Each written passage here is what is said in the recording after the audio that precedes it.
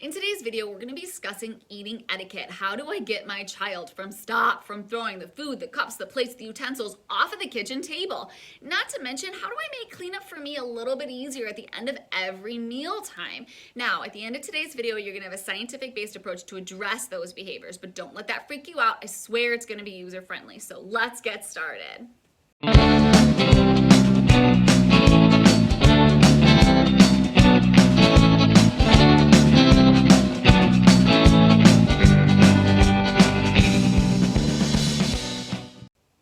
Welcome back. If this is our first time meeting, my name is Alicia Tomowski and this is my channel, The Parent Brain Ball Game. Because let's be honest, guys, sometimes this parent brain is just not that intuitive sometimes. And you have to play ball with your kids, both figuratively and literally, to get that job done.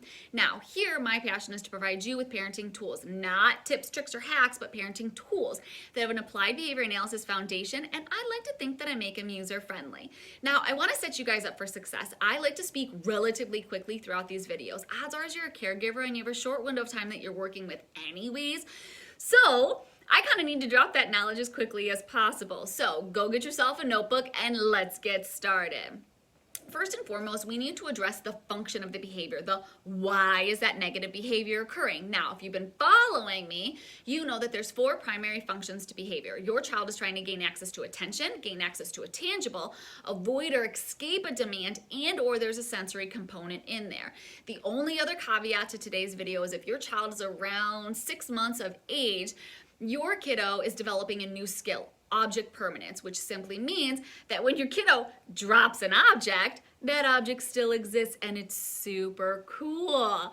So your kiddo's not necessarily engaging in a negative behavior, they're simply exploring a new skill. So we need to funnel that exploration away from the dinner table. But that is not to say that my proactive and reactive strategies in order to provide our child with an appropriate alternative behavior is not going to be functional for you. So stay tuned.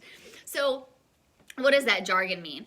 Proactive strategies, we know, are our preventative measures. What do we do to avoid that negative behavior? Reactive strategies, what is my response once that negative behavior has already occurred? Appropriate alternative behaviors is what behavior am I going to provide my child that serves the same function as the negative behavior and gets the same consequence. I'm going to go out on a limb and say that the majority of your children are throwing food off of that table because they're trying to avoid or escape eating the food in the first place, in addition to maybe trying to gain your attention. Now, during this example, I'm going to use minimal language for those early learners. Now, if your child is a little bit older, by all means, you can be a little bit more verbose. You can get a little bit more detailed in your explanation to your kiddo. But again, for my purposes, for this example, I'm going to use minimal language for my early learners. Now, let's just get into it. Proactive strategy. We're going to utilize a differential reinforcement of alternative behavior because I don't want my child to throw the food on the floor. I need my child to have an alternative placement for that behavior. What we're going to do is we're going to provide our child with an alternative plate, a paper plate. Now, I am not talking one of those big paper plates, big dinner plates. I'm talking about one of those smaller dessert plates. I have an example. Now, you are either gonna love this plate or you're gonna hate this plate, but it's the plate, it's not me, it's just what I had available.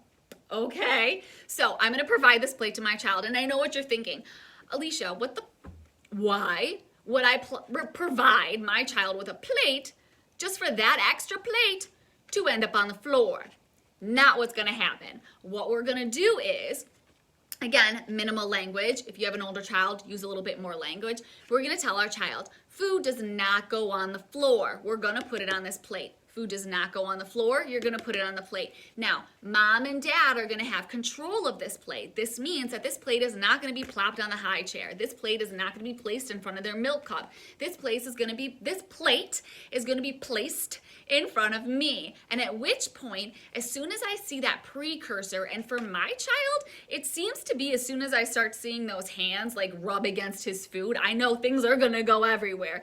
Additionally, I also seem to notice that as soon as he picks it up, if his hand is starting to go up like this, something is going on the ground. Now, as soon as I see that precursor to that negative behavior, I'm going to gently guide my child. I'm going to grab that plate, gently guide my child to the plate and say, nope, food doesn't go on the floor, or the fork doesn't go on the floor. Remember, it goes on the plate. Now what my kid is gonna do is they're gonna reach out to me, reach out to the plate instead of putting it on the floor. This means that you're gonna need to be a little bit more hypersensitive to attending to your child during dinner time. As soon as you see those precursors, or as soon as maybe your child starts grunting or says mom or says help or says food or says no and starts leaning towards you to get that plate, you need to present the plate. Now, every time my child puts that food on that plate or puts the fork or puts the cup, whatever it is, instead of throwing it on that floor, I'm gonna say, again, pretty specific, I really liked how you put on a plate. Such a good job. Thank you so much for putting on the plate.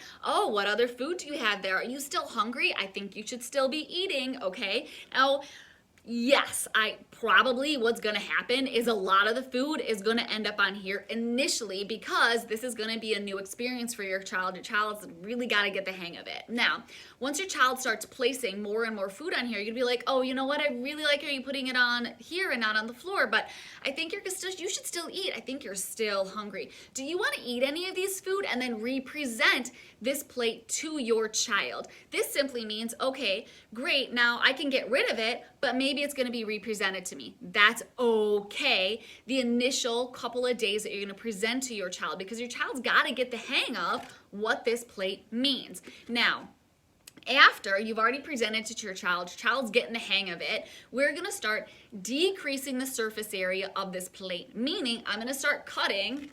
If you don't like this side, I'm gonna do this side. You're gonna start cutting that plate, decreasing the surface area in which I'm presenting. They can't put as much food on this plate at the end of the week because every day I'm gonna start cutting this down, down, down, so they're not gonna have so much surface area to put it on there. Now, what's gonna happen if my child decides to throw food onto the floor? Now we go into our reactive strategy.